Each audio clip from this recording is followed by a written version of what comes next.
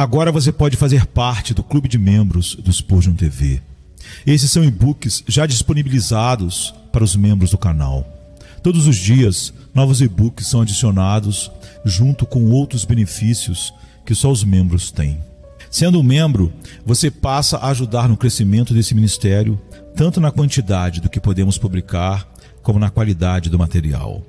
Nosso propósito é, juntos, atingirmos o maior número de pessoas com solo escritura. Seja um membro do Spurgeon TV. Sermão número 2069, pregado na manhã de domingo, 10 de fevereiro de 1889, por Charles Haddon Spurgeon, no Tabernáculo Metropolitano, Newington, Londres, Inglaterra. Meu Deus me ouvirá. Miqueias 7:7. Observe que o profeta não tem nenhum tipo de dúvida. Ele não insinua se, e, mais ou talvez, mas ele declara diretamente como um fato do qual está infalivelmente convencido. Meu Deus me ouvirá. Que coisa abençoada é que o Filho de Deus sabe e sente que isso é verdade. Onde quer que ele possa falhar, terá sucesso no trono. Se todos os outros ouvidos amigos estiverem fechados, seu amigo dos amigos o ouvirá. Perca sua confiança no poder da oração e não sei o que resta para você. Se você for obrigado a dizer, meu Deus não me ouvirá, se essa é a linguagem do seu espírito incrédulo, seu tendão de Aquiles está cortado. E você não pode permanecer com confiança, muito menos correr com deleite.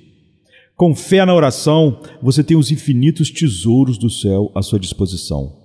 Mas se você pede vacilando, encontrará essa advertência verdadeira. O que duvida é semelhante à onda do mar, impelido pelo vento e agitada. Não pense tal homem que receberá do Senhor alguma coisa. Você deve saber com absoluta certeza que Deus existe e que é galardoador dos que o buscam diligentemente, ou não estará entre aqueles que o Pai procura para adorá-lo.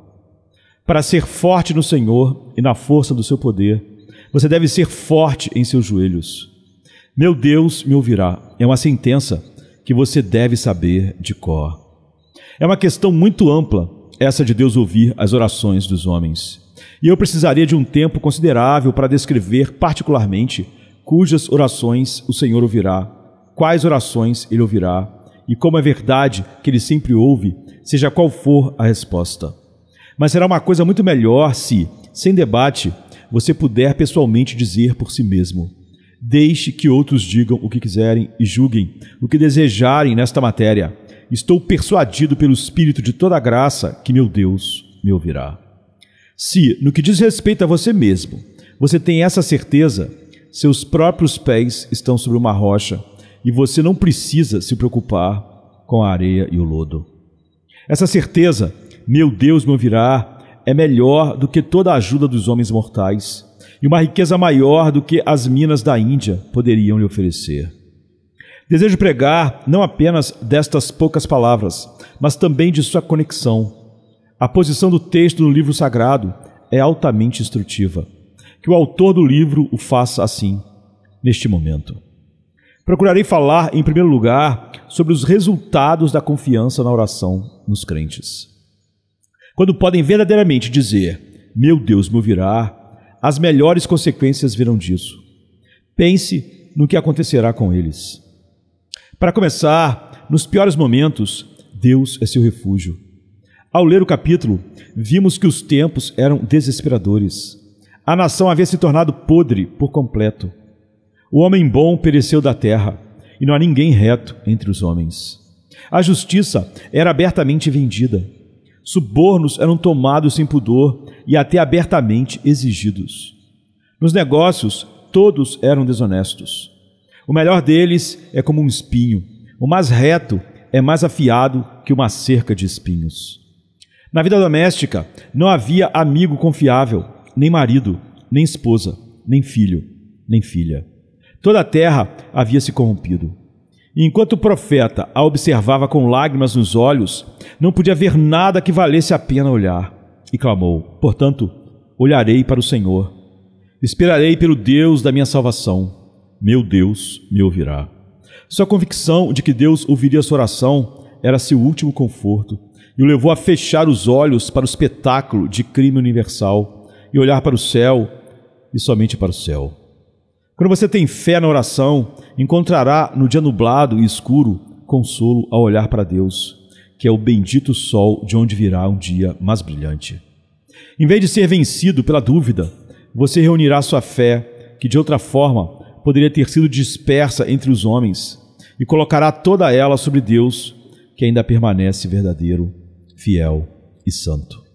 Homens que têm confiança na oração têm missões perpétuas no trono, pois têm abundantes provações na maldade dos homens e buscam misericórdias ainda mais abundantes do Senhor. Se estão em circunstâncias difíceis, correm para o seu Pai Celestial para pedir que o pão diário lhes seja dado. E se desfrutam de abundância, com igual fervor oram para que sua abundância seja santificada. Em qualquer caso, o crente tem razões abundantes para orar sem cessar. Se um homem não tivesse confiança na oração, ele recorreria assim a Deus nos piores momentos e nos melhores momentos? Buscaria livramento de coisas más e a consagração de coisas boas? Creio que não. Recorremos a Deus porque Ele nos manda fazê-lo. Aceitamos seu método de conceder bênçãos e a oração porque concebemos a oração como parte do decreto divino. O mesmo Deus que ordena dar certa bênção também ordenou que a peçamos em oração. Não esperamos mudar a vontade de Deus, mas acreditamos que nossa oração faz parte da sua vontade. Não é contrária à predestinação que oremos. Ela própria é parte dela. Assim como os eventos vindouros lançam suas sombras, assim também uma misericórdia vindoura lança sobre nosso coração o desejo de orar. Que eu ore é tanto o propósito divino, quanto que a bênção pedida me seja concedida. A palavra do Senhor concernente ao crente é: Ele clamará a mim, e eu lhe responderei. A providência de Deus é assim como um portão de duas folhas. Nossa oração e o ato de Deus trabalham na mesma dobradiça do propósito eterno. Agora, se um homem não tivesse confiança na oração, não olharia para Deus em tempos sombrios. Estaria procurando em todos os outros lugares alguma luz inferior que pudesse ser útil. Se o ouvido do Senhor está muito alto, ou Ele mesmo é grande demais, ou remoto demais para que nossos pedidos sejam de qualquer utilidade, vamos à criatura. Devemos tirar da cisterna se não podemos chegar à fonte. O que mais resta? Se um apelo ao mais alto e melhor é absurdo, o senso comum não nos direciona a abandoná-lo e confiar naqueles que nos ouvirão? Sei que a Escritura diz: maldito o homem que confia no homem e faz da carne seu braço. E isso me faz sentir que deve haver poder em confiar em Deus.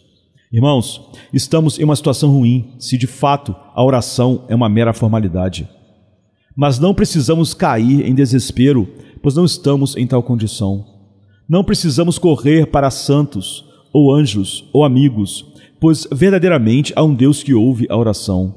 Santos, em todas as épocas, voltaram seus olhos para o Senhor, seu Deus, e não consigo concebê-los como tolos. E ainda assim, o que é mais tolo do que olhar para um Deus que não pode ver o olhar da fé, nem ouvir a voz da súplica, nem de qualquer forma simpatizar praticamente com a confiança de seus adoradores? Amados, olhamos para o Senhor em todos os momentos, porque aquele que fez o olho certamente pode ver, e aquele que fez o ouvido certamente pode ouvir, e aquele que nos ordenou a orar não falhará em nos considerar. Eu, por exemplo, por esta razão declaro solenemente: portanto, olharei para o Senhor. Outra bênção que derivamos da certeza de que Deus ouve nossas orações é que nossos olhos são levados a olhar para Deus com esperança. O profeta diz: portanto, olharei para o Senhor, esperarei pelo Deus da minha salvação. Vemos nosso Deus não como uma última esperança, mas como a fonte certa de salvação para nós. Muitas coisas nos são tiradas, mas a esperança permanece para sempre na caixa que não é de Pandora, mas de Jeová. É uma das melhores de nossas bênçãos que, pela paciência e consolação das Escrituras, tenhamos esperança. Nosso Deus é chamado de o Deus da esperança.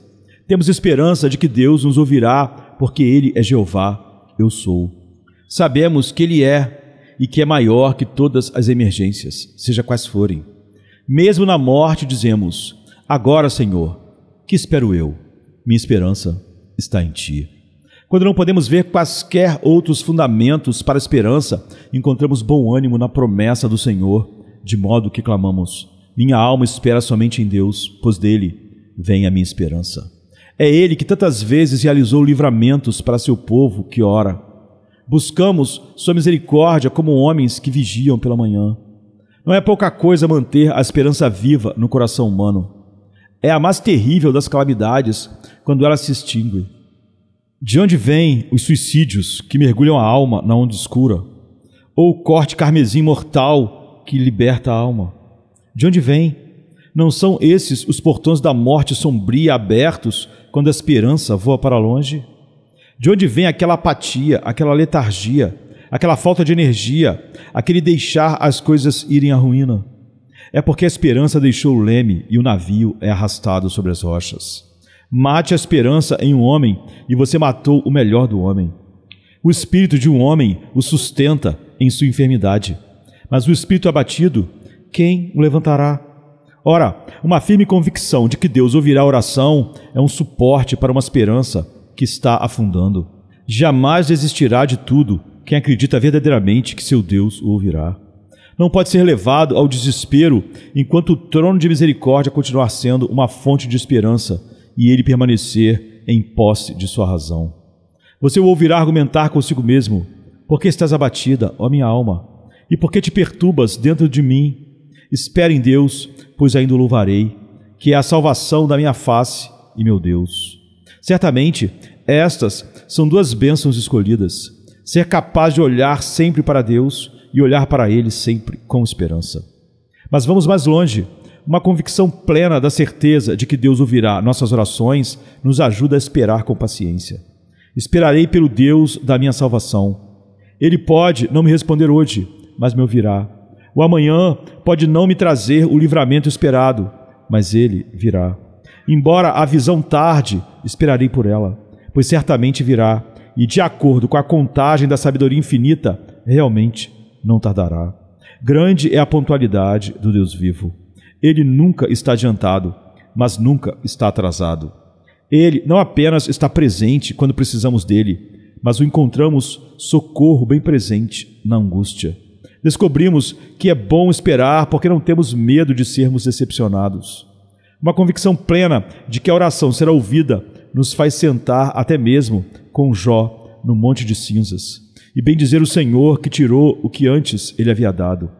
Nos faz fortalecer-nos no leito de enfermidade e cantar com Jacó: tenho esperado pela tua salvação, ó Senhor. Nos permite ir com Jeremias para o calabouço escuro e ainda assim dizer: o Senhor é bom para os que esperam por Ele, para a alma que o busca. Nos capacita a esperar com Jonas, quando todas as esperanças parecem perdidas, até que finalmente damos testemunhos. Do ventre do inferno clamei, e tu ouviste a minha voz. Em todas as dificuldades e sob toda oposição, seremos capazes de suportar com paciência a vontade do Senhor, se permanecermos firmes na certeza de que a oração é ouvida pelo Senhor. Muitas vezes repito a canção de Ralph Skine: sou ouvido quando respondido, cedo ou tarde. Sim, ouvido quando não recebo resposta. Sou bondosamente respondido quando recusado, e tratado bem quando tratado com dureza. É assim, nenhuma coisa boa o Senhor negará aos que andam retamente. E, portanto, se uma resposta à oração é retida, é porque o que buscamos não era para nosso verdadeiro bem. Uma negativa clara na forma pode ser uma concessão plena em essência, já que todas as nossas orações estão compreendidas em seja feita a tua vontade. E este é o corretivo permanente para tudo o que pedimos mal. Se então, na oração, não temos nossa vontade de Deus de uma maneira, ainda assim a teremos de outra. Pois sempre, nas profundezas mais íntimas da nossa alma, estamos orando. Todavia, não como eu quero, mas como tu queres. O Senhor nos dará o que pedimos ou fará algo melhor por nós. Creia na oração com tenacidade, que nada pode remover. Permaneça firme, que Ele o ouve e não seja abalado. Espere contra a esperança e aguarde até o fim. Não tenha uma fé fingida e falsa nisso, mas que a convicção sólida, solene e inamovível de sua alma mais íntima seja: meu Deus me ouvirá. Se você agora avançar para o versículo que segue o texto, terá outra série de pensamentos mostrando o resultado de uma convicção assegurada de que Deus ouve a oração. Observe que isso nos dá uma resposta aos nossos inimigos. Não se alegre contra mim, ó meu inimigo, meu Deus me ouvirá. O inimigo me viu cair e apressou-se em colocar seu pé sobre mim, mas não permaneço ali em desespero, retendo-me para ser destruído por ele, pois meu Deus me ouvirá. Quão corajosamente podemos zombar da zombaria e derramar desprezo sobre os escarnecedores, mesmo quando estão em sua glória, quando acreditamos firmemente que o Senhor ouve a oração. Eles consideram que estamos derrotados, que não temos ninguém para pleitear nossa causa e que nunca mais seremos ouvidos novamente. E tem maneiras muito engenhosas de nos dizer essas persuasões cruéis deles. Respondemos a eles declarando ousadamente que nosso Pai Celestial ouviu nossos clamores e que, em breve, Ele deixará isso claro até mesmo para nossos inimigos. Então a minha inimiga o verá e a vergonha a cobrirá, ela que me disse: onde está o Senhor teu Deus? Lutamos uma batalha de espera. Fábio salvou Roma esperando, e nós também somos salvos pela esperança que espera no Senhor e aguarda o tempo da promessa fiel. O santo não é nenhum César que jactanciosamente escreve: vim, vi, venci. Seus despachos são escritos com a pena da paciência, e aqui está um deles. Esperei pelo Senhor, minha alma o espera, e na sua palavra ponho a minha esperança. Somos a tribo de Gade, de quem está escrito: um bando o derrotará, mas ele o vencerá no fim. Animadora é essa promessa. Ainda que caia, não ficará prostrado, pois o Senhor o sustém com a sua mão. Nossos adversários fariam melhor em não rir até que o assunto esteja encerrado. Ainda temos uma arma em reserva, da qual ainda não terminamos. Essa arma é a oração. Respondemos aos seus gritos de vitória com esta única sentença: meu Deus me ouvirá. As mesas serão viradas, o que esmaga será esmagado, e a própria catividade será levada cativa. Podemos ter que esperar muito antes que o Senhor tome a causa de sua aliança, mas Ele fará justiça aos seus escolhidos que clamam a Ele dia e noite, embora pareça demorado com eles. Quanto a mim, meu coração está tranquilo diante do desprezo que vem de defender a verdade do Senhor, pois Ele me justificará em breve. E se Ele não o fizer rapidamente, ainda assim o fará finalmente. Sim, estou feliz em esperar mesmo depois da morte, pois sei que meu justificador vive e que, depois que minha pele for destruída, ainda assim meu Senhor me vindicará e a todos os outros que têm sido fiéis à sua verdade. Mas onde estaria a nossa paciência sob a derrota? Onde estaria a nossa resposta ao adversário se não estivéssemos certos de que, além de qualquer dúvida, Deus ouvirá a oração? Deixamos nosso caso em suas mãos e agora não somos movidos pelo sarcasmo e pelo ridículo, pois nossa causa está segura nas mãos do Eterno. Zombe ainda, você, duvidador filosófico: meu Deus me ouvirá. Novamente, nossa confiança em um Deus que ouve a oração nos sustenta com a perspectiva brilhante de nos levantarmos quando estamos caídos. O que diz o profeta? Não te alegres contra mim, ó minha inimiga, quando eu cair, me levantarei. E se eu escorreguei? E se através da pressão da dor e do sofrimento meu espírito afundou dentro de mim? E se sou um homem quebrado e esmagado, ainda assim posso orar e oro, e meu Deus me ouvirá. Portanto, me levantarei novamente. Ó pensamento abençoado! O cristão pode cair muito baixo, mas debaixo dele estão os braços eternos. Já que esses braços estão debaixo, eles sustentarão a queda e nos levantarão dela. Nós nos levantaremos. Quão alto será esse levantar? Quem pode dizer? Mesmo que caiamos na sepultura, bendito seja Deus, não podemos cair mais baixo. E então vem a ressurreição dentre os mortos, o levantar ao trono. Faz meu espírito saltar dentro de mim, pensar como essa convicção de que Deus ouve a oração gera em nós a certeza alegre de que não podemos ser deixados no pó, mas devemos nos levantar e nos sacudir e vestir nosso belo traje. O Deus que prometeu nos ouvir nos trará novamente de Bazã. Sim, nos trará das profundezas do mar. Nossas quedas são temporárias. Nossos levantamentos são eternos. Retornaremos com cânticos e a alegria eterna estará sobre nossas cabeças. A fé nos leva a orar e a oração põe todo o céu em ação para nos tirar do poço e nos colocar no alto. Uma convicção firme de que o Senhor ouve a oração dá à alma a confiança de que a luz virá para ela. O profeta diz: quando me assentar nas trevas, o Senhor será a minha luz. Esta expectativa deliciosa surge daquela pequena frase: meu Deus me ouvirá. Se estou mergulhado em trevas, ainda assim orarei. E como o Senhor me ouvirá, Ele me dará luz. A oração acende velas onde não há nenhuma. O gemido de Israel oprimido, embora fossem mal orações, ainda assim pôs fim à longa escuridão de sua escravidão egípcia. Pedro está no escuro, preso com correntes, mas a igreja está orando por ele na casa da senhora Marcos. E de repente, uma luz brilha na masmorra. Um anjo desperta com um toque no lado e o conduz para fora, para a rua, para a sua própria companhia. Meu Deus, minha luz. Não pode ser que um cristão esteja nas trevas e não tenha seu Deus com ele, pois se seu Deus está com ele, deve ser luz ao seu redor. A alegria e o conforto devem brotar na mais estéril miséria, se soubermos como orar. A terra deserta se alegrará e florescerá como a rosa, se os pés da súplica a tocarem. Disseram que onde o pé de Tártaro pisava, a grama murchava. Mas podemos dizer que onde o joelho do crente toca, tudo é tornado frutífero. Deus nos mantenha nesta convicção. Digo novamente, se isso se vai, tudo se vai. Se não há mais poder na oração, a suposta vida espiritual é nula e vazia, ou uma mera peça de fanatismo, ou um engano da sacerdocracia.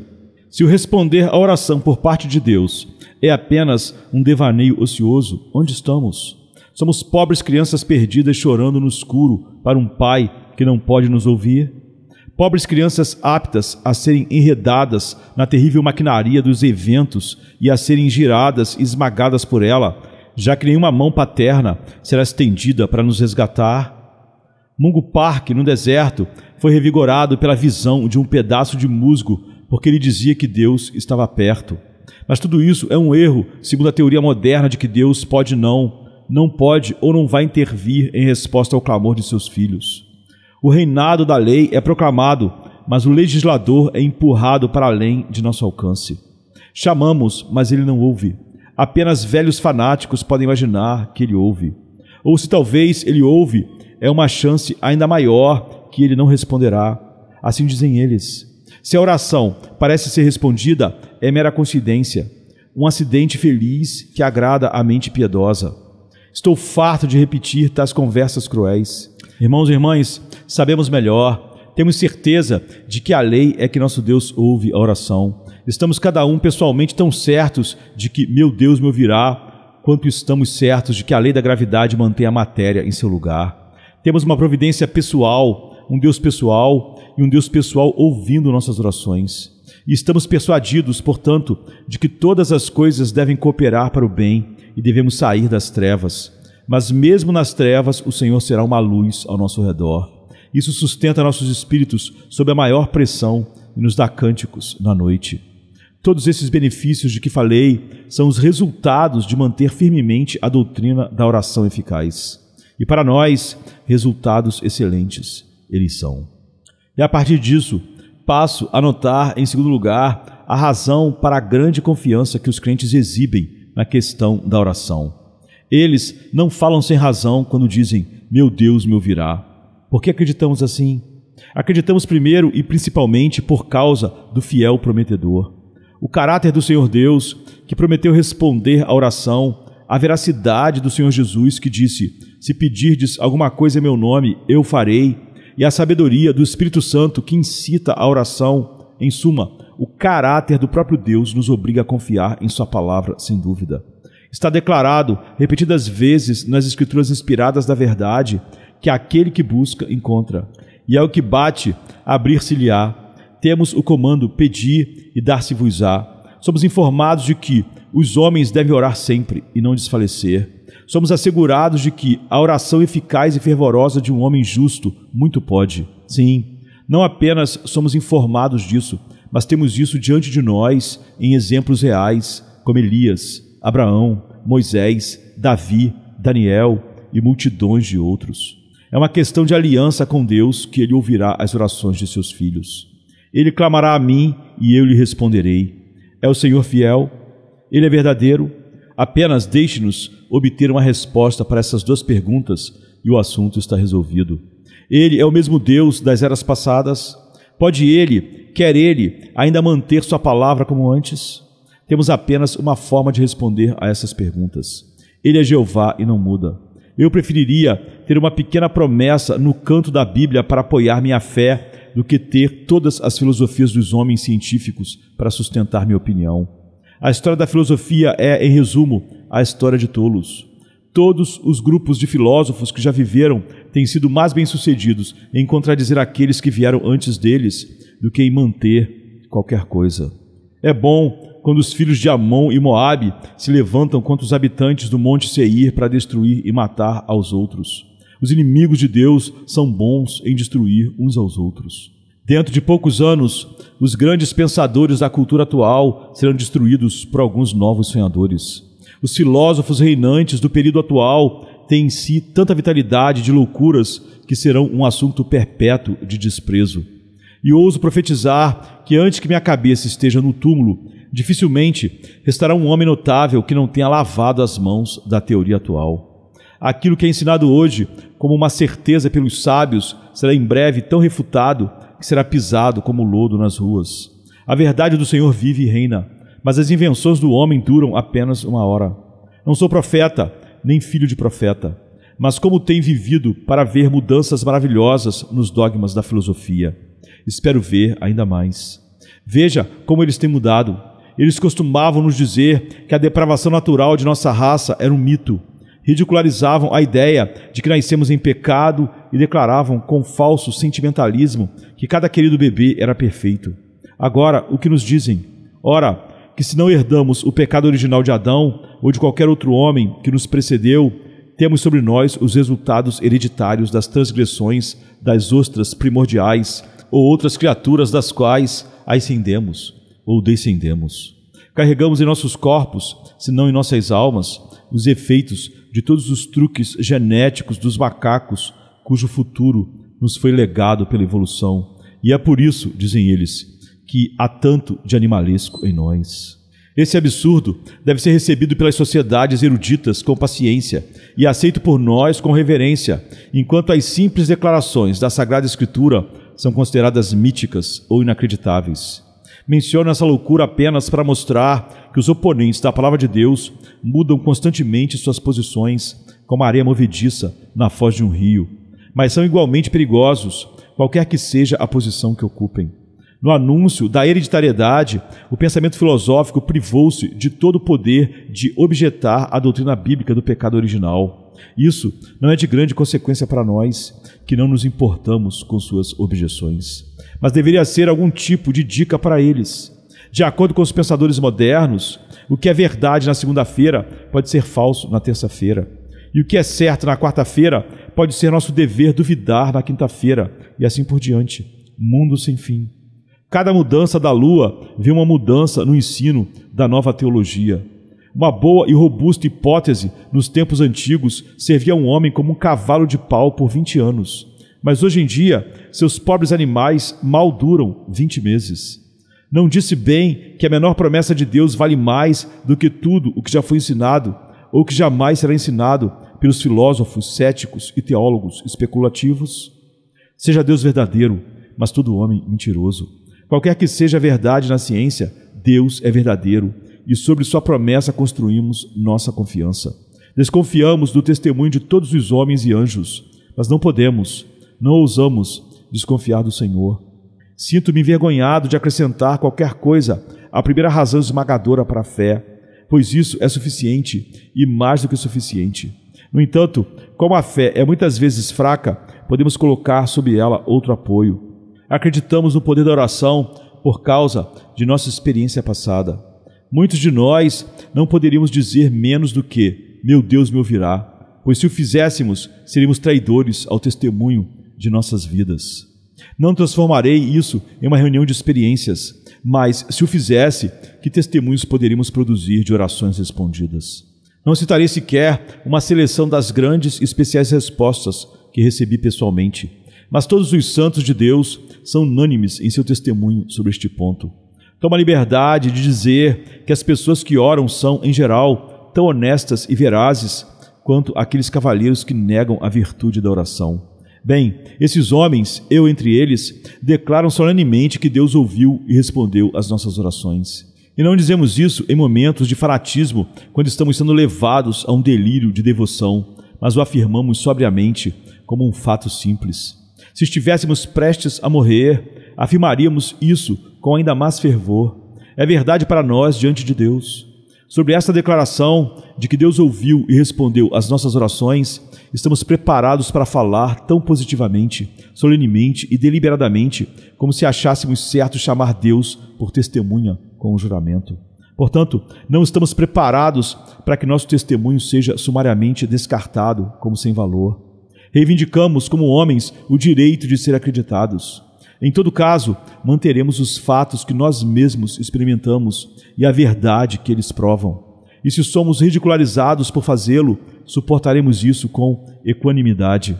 Quando o filósofo disse que não havia tal coisa como matéria, aquele que machucou a cabeça contra um poste foi convencido do contrário.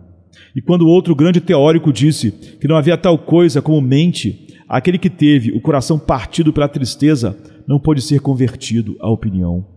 É difícil argumentar contra a nossa experiência e consciência. Estamos endurecidos. O provérbio crioulo diz: quando o mosquito tentou picar o jacaré, ele desperdiçou seu tempo. E o caso é muito semelhante quando os infiéis lidam conosco. Seria necessário nos convencer de que os fatos não são fatos, que os livramentos das dificuldades não foram livramentos, que os suprimentos das necessidades não foram suprimentos. Estou pronto para desacreditar meus olhos, pois muitas vezes me enganaram. Estou pronto para desacreditar meus ouvidos, pois me levaram ao erro. Mas não posso descrer de minha experiência pessoal, especialmente quando não consiste em alguns incidentes dispersos, mas em uma cadeia de fatos. O Senhor tem ouvido minha voz quando clamei a Ele, e isso eu sei com tanta certeza quanto sei que vivi nesta terra. Portanto, acredito que meu Deus me ouvirá no presente e no futuro. Amados, temos certeza de que Deus nos ouvirá porque temos para com Deus um senso de filiação. Ele é nosso Pai e sabemos disso. Daí, argumentamos que se nós, sendo maus, sabemos dar boas dádivas aos nossos filhos, Ele também nos dará o que precisamos de suas mãos se clamarmos a Ele. Sobre isso, não preciso argumentar. Concedida a paternidade de Deus, Ele deve ouvir a oração. Negue que Ele é seu Pai e não digo que Ele o ouvirá. Além disso, acreditamos no poder da oração crente por causa da prevalência de nosso intercessor. Jesus Cristo mesmo está intercedendo por nós na presença de Deus. Ele entrou no céu com o propósito de representar seu povo no trono da graça e pleitear sua causa. E nunca podemos imaginar que, como nosso grande sumo sacerdote, aceito pelo Pai, Ele pleiteie em vão. Quando pedimos em seu nome e colocamos seu selo em nossas petições, devemos ganhar nossa causa.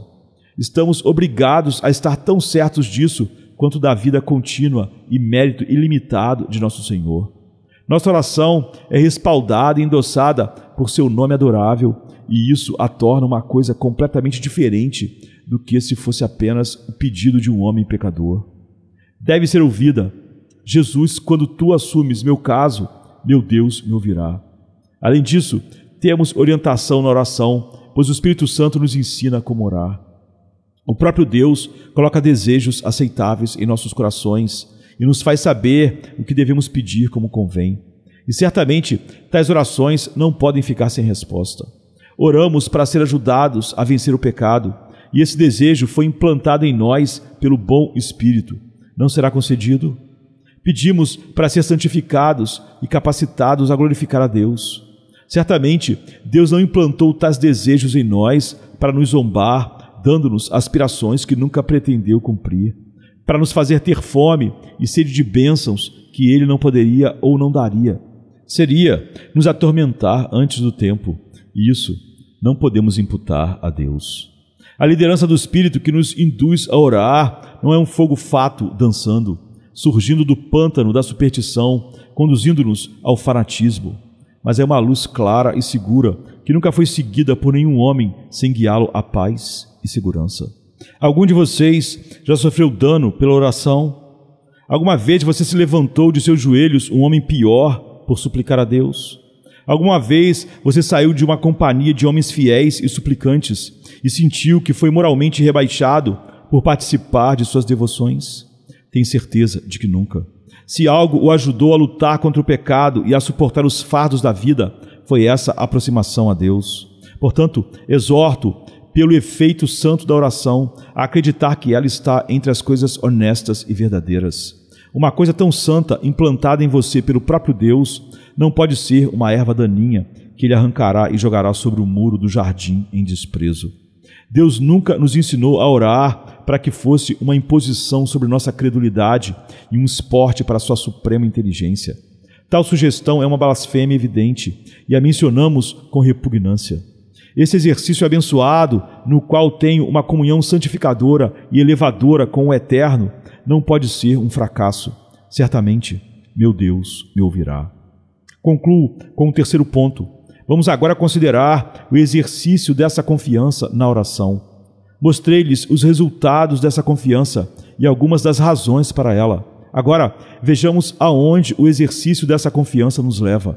O que estamos fazendo quando colocamos essa certeza em ação? Nossa confiança de que o Senhor ouve a oração é vista em olharmos para Ele primeiro e antes de tudo e em todos os momentos. Para nossa salvação eterna, olhamos somente para Deus, aceitando aquele sistema divino em que, pela água e pelo sangue, somos salvos do pecado, pela fé. Nossa confiança não está em nossas próprias resoluções, ou virtude moral, ou conquistas espirituais, mas naquele a quem clamamos em oração. Sustenta-me, estarei seguro.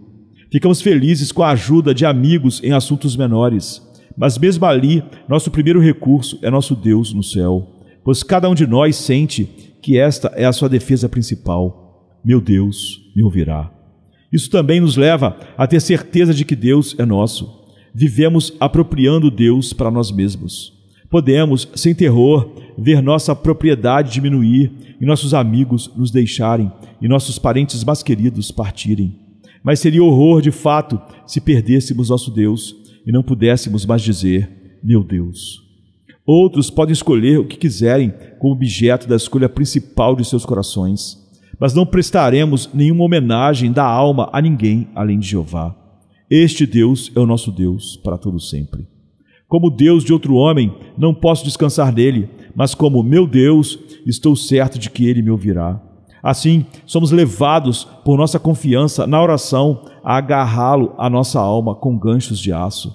Dizer, meu Deus, é nosso céu aqui embaixo. Isso também nos impele a realmente orar. Já que Deus nos ouvirá, oraremos a Ele e o fazemos. Ai de nós, temos muitos pecados em referência à oração. Nossa negligência na oração e nossa incredulidade quanto à oração são crimes pelos quais deveríamos cobrir nossos rostos de vergonha. Mas quando andamos corretamente com Deus, quando guardamos seus mandamentos e permanecemos em seu amor, então Ele nos dá vida, alegria e poder na oração. E então nos tornamos conscientes do sucesso no trono. Esse poder sendo concedido a nós, começamos a orar tão naturalmente quanto uma criança chora. Devemos ter horários estabelecidos para oração privada. É muito saudável que os tenhamos, mas questiono se nossas melhores orações não são aquelas que são completamente independentes de tempo e estação. Quando o homem não ora porque são 7 horas da manhã, mas porque tem uma necessidade urgente, quando não ora porque é hora de ir para a cama, mas porque se sente impelido a falar com Deus, então ele ora, de fato. Quando o homem tem uma confiança constante na prevalência da oração, ele se afasta de um negócio difícil para buscar orientação e apoio. O suplicante confiante, quando anda na rua gemendo em espírito, faz conhecido o seu desejo ao Altíssimo. Talvez a rua Cheapside tenha sido um Betel para alguns de vocês e sua loja tenha sido um templo. A oração mais viva surge naturalmente do coração sobrecarregado e não vem por causa do tempo. Ouvi falar de um ministro que colocou na margem de seus sermões manuscritos: chore aqui, e em outro lugar, aqui levante seus olhos.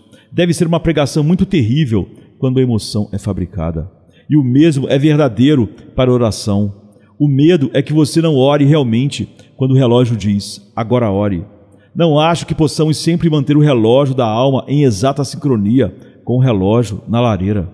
Portanto, penso que a oração mais viva é aquela que vem pelo movimento do Espírito de Deus, exatamente daquele momento em que é mais necessária. Vamos orar no entanto, uma voz que nunca é inoportuna. Quando seria inadequado que tal exortação fosse dada?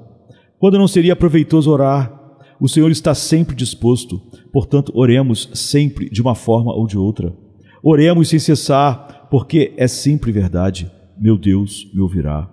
Vocês sabem como se disse de um homem santo enquanto ele andava pelas ruas: lá vai o homem que pode ter qualquer coisa de Deus que ele queira pedir. Esse é o segredo de uma grande vida. Falhe aqui e você falha em tudo. Prospere no monte com suas mãos levantadas e Amaleque no vale não tem importância. Mas como podemos ter esse poder se não temos a confiança inquestionável de que, se pedirmos alguma coisa segundo a sua vontade, Ele nos ouve? Irmãos, para sermos fortes e felizes, pensemos nestas palavras: meu Deus me ouvirá, até que possamos dizê-las com toda a nossa alma.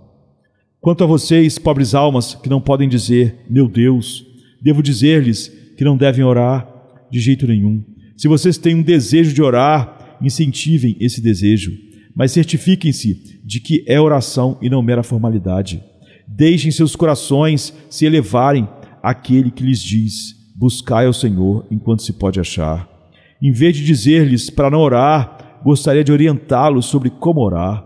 Vocês precisam, primeiro, ter um Deus a quem orar, pois até então não podem dizer: meu Deus me ouvirá. Deus só pode ser de vocês no sentido salvador se Cristo for de vocês. Jesus diz: ninguém vem ao Pai senão por mim.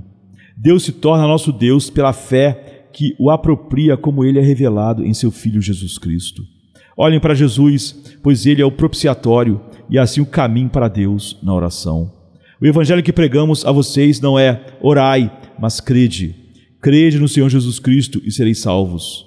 Então, sendo salvos, vocês poderão orar com a certeza de prevalecer. Venham a Deus pelo sangue de Jesus e assim a oração de um pecador será ouvida. A oração é o sopro vital de todo homem salvo, assim como a fé é o sangue vital de sua alma. Neste momento, venham a Deus por Jesus Cristo. Vocês são pecadores condenados pelo pecado. Cristo veio ao mundo para salvar os pecadores. Aceitem o Salvador, confiem suas almas a Ele e peçam que, por causa dele, vocês possam ter o dom gratuito da vida eterna. Vocês são pecadores vazios, pobres, nus e miseráveis. Tomem o Senhor Jesus em toda a sua plenitude e bem-aventurança, para ser de vocês para sempre, e então o grande Deus inclinará seus ouvidos a vocês, mesmo a vocês, e vocês também serão contados entre aqueles que têm poder com Deus. Aqui, neste local, ordeno que clamem: Deus, tem misericórdia de mim, pecador. Que esse pedido seja oferecido silenciosamente, mesmo que não ousem levantar seus olhos ao céu. Venham, irmãos, todos nós ofereçamos, e então virá a cada um de nós uma justificação muito mais doce e ampla do que se permanecêssemos afastados dos pecadores e disséssemos: Deus, graças te dou, porque não sou como os demais homens.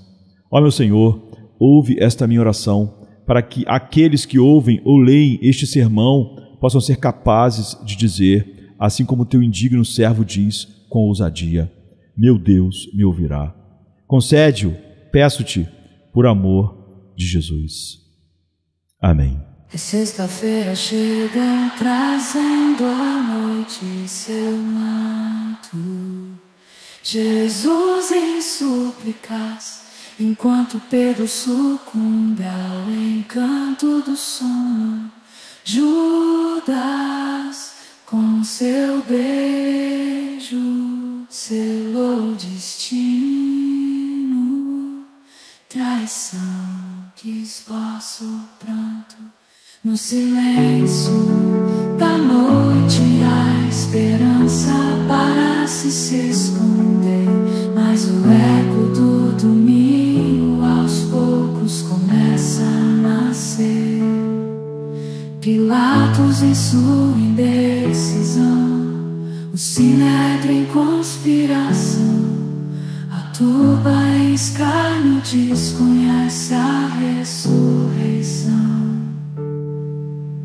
Discípulos fugitivos, corações partidos, Maria em lágrimas, Pedro nega, o galo canta anunciando amanhã que tarda. É sexta-feira, clama a criação, mas o domingo se anuncia, trazendo redenção.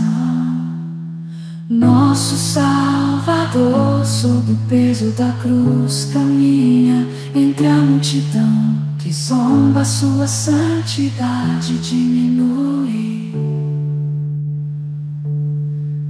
A coroa de espinhos, o sangue que escolhe marcas de amor infinito. É a sexta-feira, mas a esperança do domingo não está tão distante. Elevado na cruz, entre criminosos a dor se faz presente. O véu se rasga, a terra treme, o céu escurece, um silêncio envolvente. A pedra colocada, os guardas se postam, a vigília começa, mas a promessa do domingo no coração ainda aquece. É sexta-feira, mas não é o fim. Domingo vem aí com vitória sem fim. A escuridão parece reinar, a morte sorri, certa de sua vitória. É sexta-feira, mas a história ainda não contou sua glória.